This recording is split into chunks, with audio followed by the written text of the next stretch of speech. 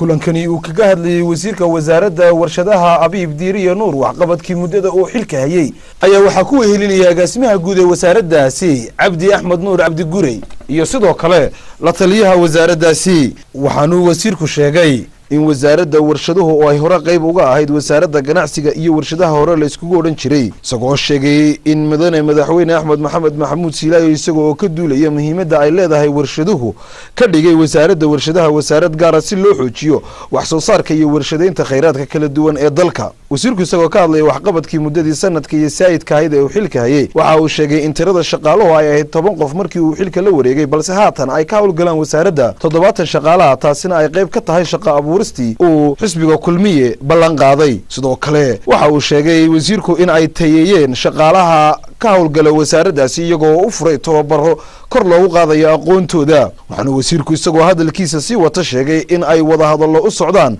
shirkad laga leeyahay waddanka Australia oo qaab casriyeysan u warshadeyn doonta milixda taasi oo u sahli doonta in Soomaaliland ay u iibgeyso waddanka dibadiisa sidoo kale shirkad laga leeyahay waddanka China ayaa kamid ah shirkadaha ay wada hadalku u socdaan